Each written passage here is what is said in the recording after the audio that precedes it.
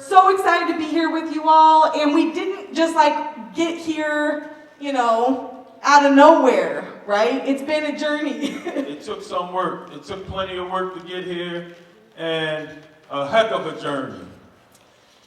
And the first thing I want to do before we even start talking about the journey is I want to acknowledge a comrade that would be here if she could, Miss Jeanette Miller.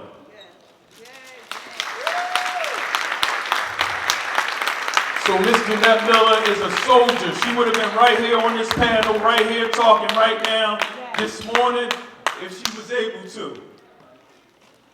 And we feel her presence even though she's not here. Thank you for everything, Miss Jeanette. Yeah. That's right. I actually wonder if we felt like, so Miss Jeanette lives on 32nd Street, just less than a block away, and she has been wanting justice for the oil refinery redevelopment more than anybody else. And I wonder if we could actually, maybe if we feel comfortable doing this, if you're up for it, just speak her name, because she's in a battle right now, and we're with her in our hearts and our minds. So if you feel like speaking her name, I'll say it, and then I'll cue you if you want to say it with her, so we can just send her some love and some support. So her name is Jeanette Miller. How about Jeanette Miller? Yes, we love you, Miss Jeanette. We love you. She's going to keep coming up today. She's on our minds. She's a big part of this event, so thanks for bringing that up, Shamar. So what are we doing here? It's 10 in the morning, 11, I don't know. We're in a high school. What's happening? It's Saturday. So what are we here to do? And I think we're going to get into kind of the purpose of what we're up to today. By the way, my name's Alexa. And I'm Shamar.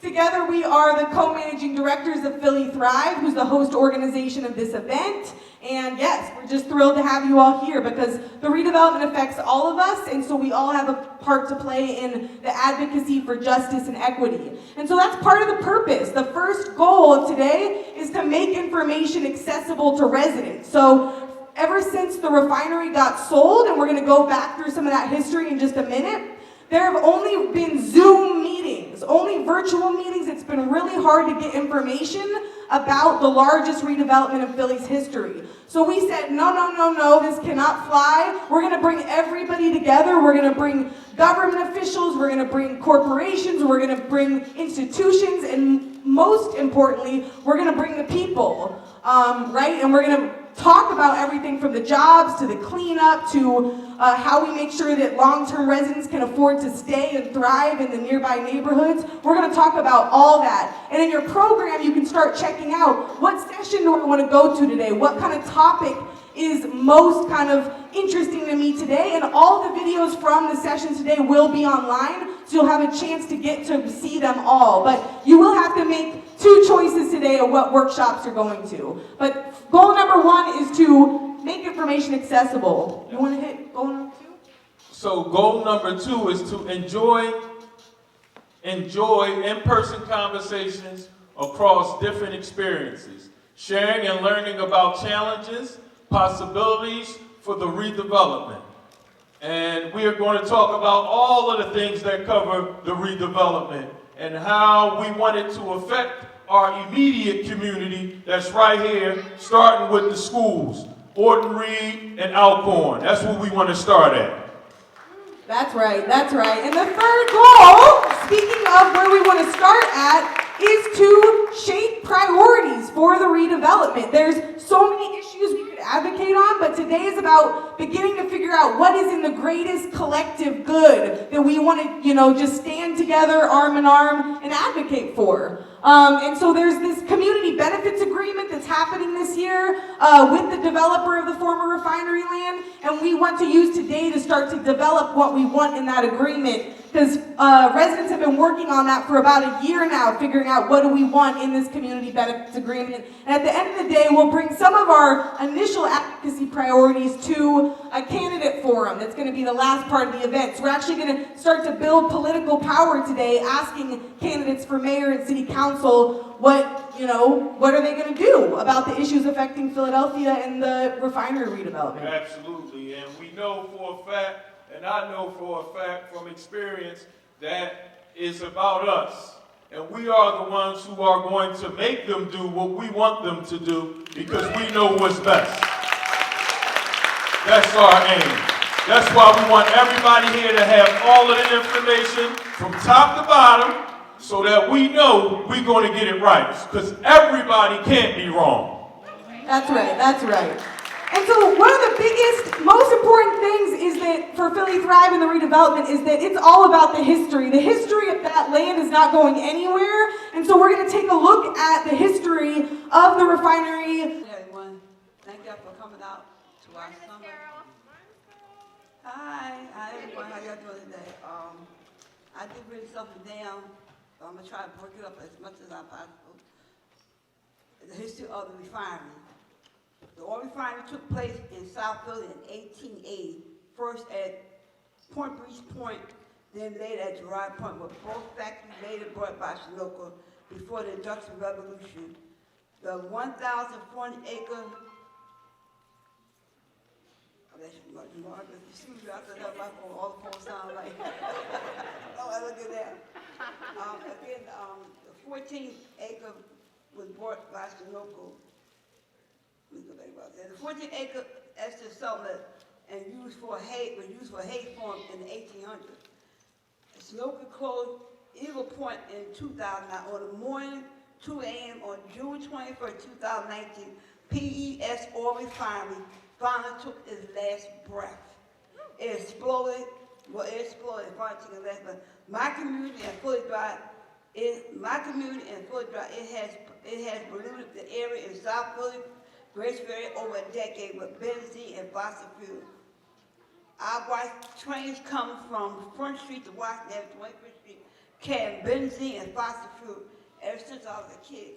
I lost my mother and mother-in-law in 2001 of enlarged heart and heart failure. My husband had a heart attack in 2010. I lost my son, Raheem Duncan, in 2010 to cancer. I did. So many people in my area had passed from cancer, asthma, any other disease that you can imagine. The smell of using fossil fuel was so bad that sometimes in my neighborhood you couldn't open up your window.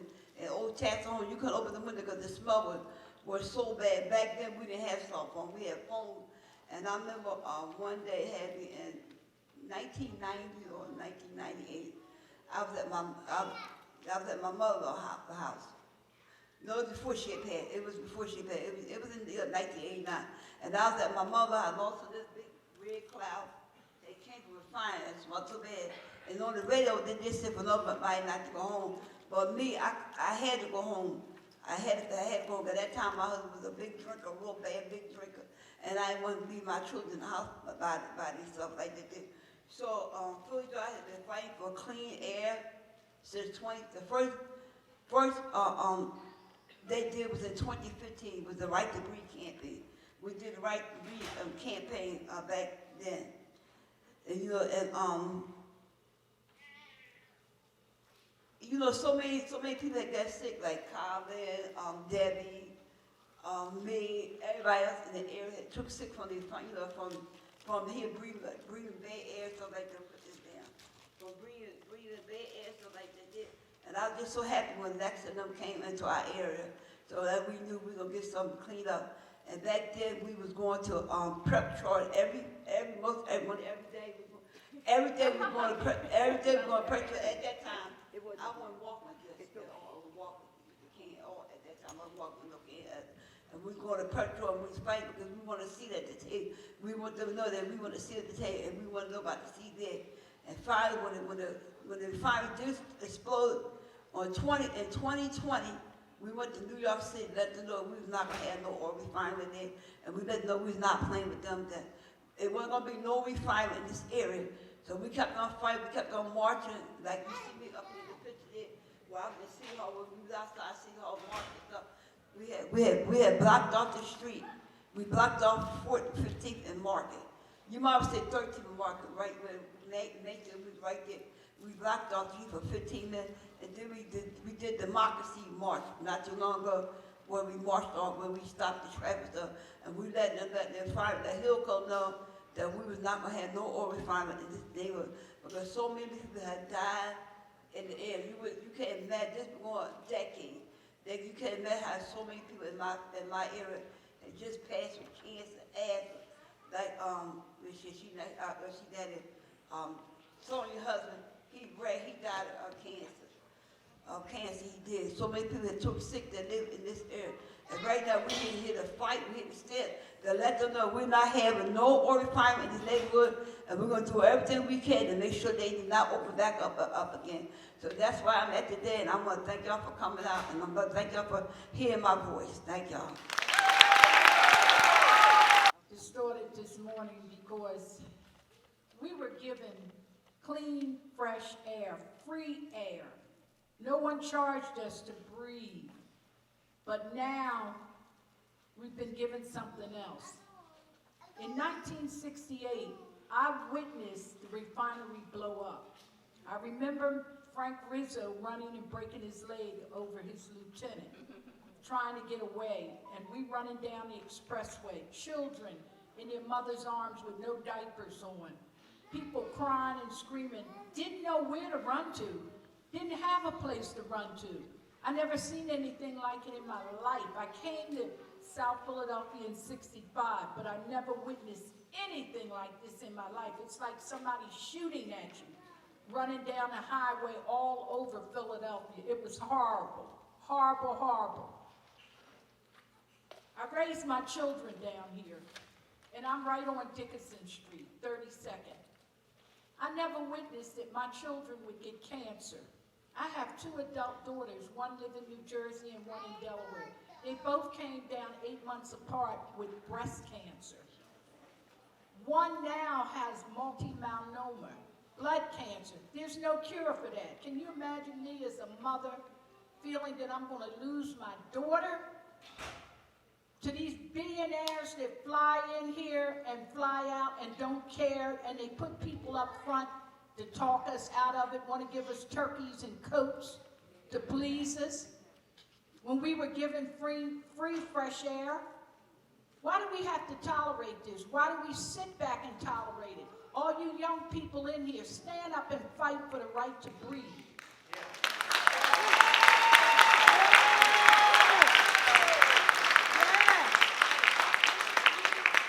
That's why you're young, and you can follow behind the rest of us. Philly Thrive came down here when Alexa talked to me about this. I jumped on it to join the organization because she believed in fighting, and I believe in fighting. We can't let these people get away with this. This is horrible, to come in our community because you can make money and do undercover killing. That's what it is. When you see children and people dying from all kinds of cancer and everything, this is horrible. This is undercover murder. Yeah. And nobody in the city is doing anything about it. All the politicians and everything. I didn't hear one of them get up and say anything about it. We have a right to breathe. We have that right, and we must utilize it. And if we don't stand together and teach these little children about breathing, we're in trouble. Take care of your health. Thank you, Ms. Sylvia. Thank you so much. Retired from over the refinery. That refinery has been there for 154 years. I was born and raised a block away from the refinery for almost 40 years. My job was to climb into them tanks and chip the dry oil off of the tanks and go down and bag it up and send it up with only a surgical mouth mask on. You know, today my health isn't good, but we need Hilco to help us. We need your help, Hilco. Things that's going on, I watch people just pass away in my neighborhood. We have a memorial up here where people have died, birth defects, lung cancer, you know, and it happened right in front of my face. So we need Hilco to come in. Philly Thrive is not trying to fight against Hilco. We need your help. We want to work together with Hilco. So we're here today so that we all can work together and get things done. We all have a right to breathe. My organization, Philly Thrive, they all good people. They came into this community and they wanted to help us. So I met up with Lexa Ross, walking down the street. She said, "Do you know about the refinery?" And I explained to her that I was a refinery worker and I retired from over the refinery.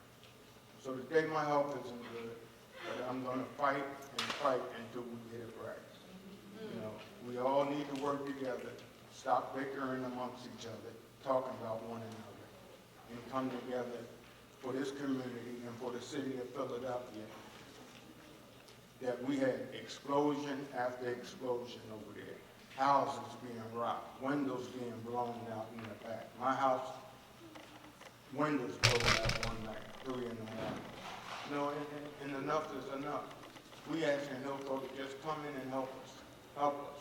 We don't want to fight against you. We don't want to protest against you, but we know that you're a developer and you mean business, and we just want you to know that we mean business too, and getting it done. Thank you so much. Power.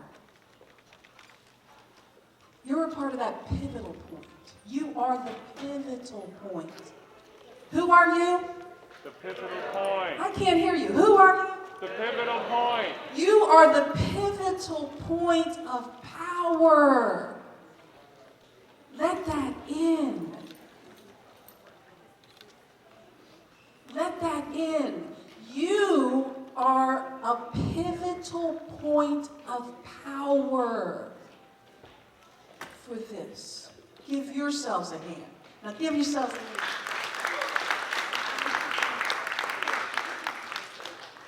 Give yourselves another hand. Because you are a pivotal point of power. And so when you walk out of this program that you are being invited into, because it's an invitation, it cannot be a demand. It's an invitation for your heart. It's an invitation for your heart to get bigger. Like the generosity of your earth. Does that make sense to you? This is an invitation for your heart to get bigger. Yeah. So let's thank the young people for showing up. Give the young people a hand. Give the young people a hand for showing up. Yay, young people! Yay, young people! Yay, young people! Come on! Yay, young people! Yay, young people! Yay, young people! Yay, young people! Yay, young people! Yay, young people! Because you are the pivotal point of power! You are the pivotal point of power! The young people! Yes. And it starts with us, and I'm so thankful for that everyone is here, and I'm so glad to see the youth here, because the youth, I want y'all to know, all the old heads like me, we burnt out. You see where we at right now. Y'all the ones that's going to change it. Y'all the ones that's going to change it. Y'all going to change it. Y'all going to get it right. And I'm here to support you 100%. Anything that you need, no. I'm going to lay my life on the line to make sure you get it. And that's why we're here to hold people accountable. It's about accountability today. That's what it's about. And we're going to look at this video, and we're going to get ready for a more remarkable, historical day.